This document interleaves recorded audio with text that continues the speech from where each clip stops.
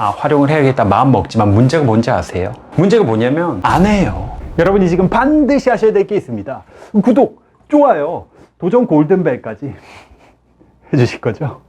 여러분 지금 아주 공부를 열심히 하고 계시죠? 잘하고 계시지만 여러분들이 혹시나 잊고 있을까봐 꼭 해야 되는 공부 습관이자 방법을 하나 말씀드려 보도록 하겠습니다. 자, 공부를 할 때는 한 번에 몰아쳐서 하는 게 아니라 쪼개서 나눠서 볼수록 효과적이다. 어떤가요? 하루에 몰아서 봤을 때 68번, 3일 동안 나눠서 했을 때 38번, 절반 정도만 봐도 다 외울 수 있다는 걸 우리 확인했어요.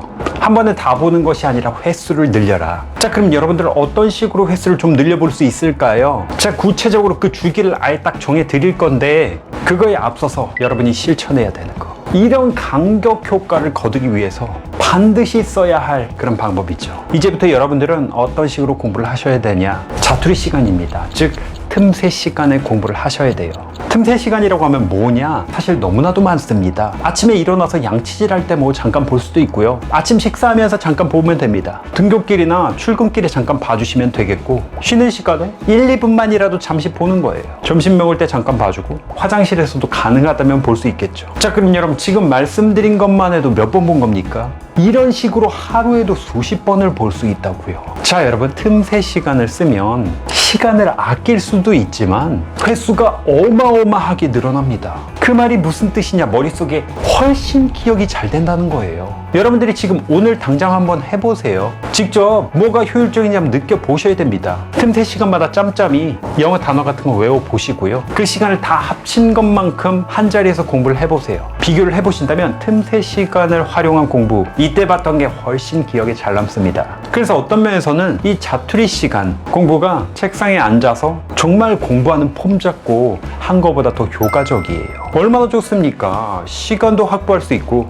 효율도 더 높으니까 일석이조죠. 그래서 만든 게 여러분 뭡니까? 이런 거죠. 왜 이런 미니북을 책마다 여러분 만들어서 넣어드리는지 아시겠어요?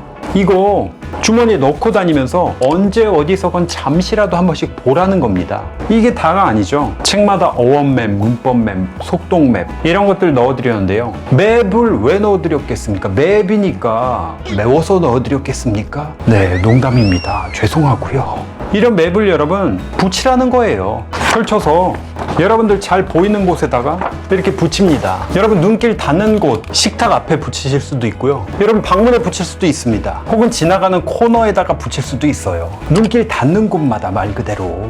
맵이라는 게 매워서 맵이 아니잖아요. 지도 아닙니까? 지도는 정말 넓은 세상을 우리가 한눈에 내려다볼 수가 있죠. 영어 단어 무지 많은데 그걸 어원을 통해서 한눈에 내려다볼 수 있다는 거예요. 이게 지금 자료 게시판에 각종 맵들이 있어요. 여러분 언제든 다운받으실 수 있죠. 지나다니면서 잠깐 이렇게 한번 보고 이렇게 지나가고, 밖에 나갈 때 이렇게 잠깐 이제 지나가면서 요거네, 이거 하고 이렇게 한번 지나가고, 그리고 화장실 가다 물 마시러 가다 이거 한번 이렇게 쓱 보고 이렇게 가고. 여러분 벌써 몇 번 본 겁니까? 따로 시간 내서 외우는 것보다 훨씬 기억에 잘 남는다고요. 미니북이건 이런 어원맵, 속독맵, 문법맵이건 둘 다 틈새 시간을 활용하는 그런 용도입니다.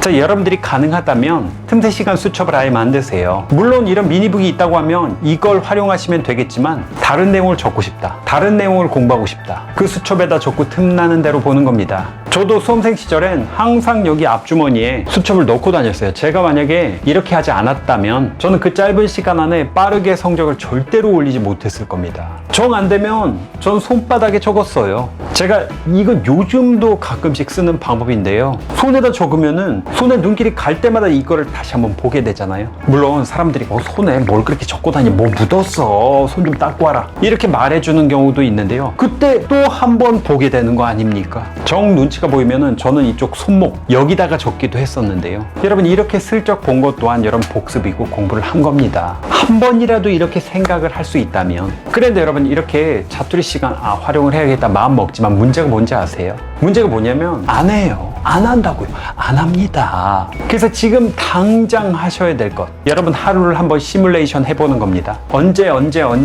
자투리 시간을 확보할 수 있는지 한번 적어보세요. 여러분들이 생각하는 것보다 쓸 수 있는 그 타이밍이 상당히 많을 겁니다. 그리고 이 틈새 시간을 활용할 그 수첩 그것 또한 만들어 보는 거죠. 거기다가 막 많은 내용을 막 우겨 넣을 필요 없습니다. 꼭 외워야 되는 것들만 간단하게 들고 다니면서 틈나는 대로 보는 거죠. 자, 지금 이렇게 제가 강의 때마다 뭐 한번 해보자 말씀드리는 때가 있어요. 근데 이걸 안 하시는 분들이 있습니다. 근데 제가 확실한 거 하나 말씀드릴까요? 지금 안 하면 영영 안 하게 될 겁니다. 여러분, 남들은 다들 효과적인 공부로 이 강의를 듣고 공부를 시작했는데 여러분들만 안 한다면 뒤처지고 도태되는 거예요. 이렇게 여러분들께서 틈새 시간을 잘 활용할 수 있다면, 예를 들어 영어 단어 암기 시간은 우리가 틈새 시간으로 커버할 수 있습니다. 그 시간을 현저히 줄일 수 있다면 그 시간으로 다른 과목 공부를 해서 성적을 올릴 수 있겠죠. 자, 저는 지금 틈새 시간 활용을 하면 좋다 이 말씀을 드리는 게 아닙니다. 하면 좋은 게 아니라 무조건 하세요. 예외 없습니다. 네, 여러분 너무 놀라셨나요? 죄송하고요. 근데 이렇게 횟수를 늘려나가는 공부, 이게 또 예외가 좀 있습니다. 처음 개념 학습을 하거나 내용 간의 깊이 있는 이해를 요하는 그런 학습인 경우에 대표적인 과목으로는 수학 같은 게 있겠죠. 수학 중에서도 처음 하는 개념 공부 엄청나게 이해를 해야 되잖아요. 이런 경우에는 많이 쪼개는 게 능사가 아니라 한 번에 어느 정도 긴 시간이 확보가 돼야 오히려 효율이 오릅니다. 그래야 서로 지식들이 연결되면서 머릿속에 자리 잡을 수 있기 때문이죠. 하지만 이런 영어 단어, 어학, 특히 암기 위주의 과목은 엄청나게 이젠 효과적으로 공부하실 수 있을 겁니다. 뭐로? 틈새 시간 활용으로요. 자투리 시간으로요. 자, 그럼 이제 본격적으로 더 구체적으로 여러분 어떤 간격으로 외우면 좋을지 정해드리겠습니다. 여러분 할 수 있습니다. 할 수 있어요. 제가 그렇게 만들 겁니다.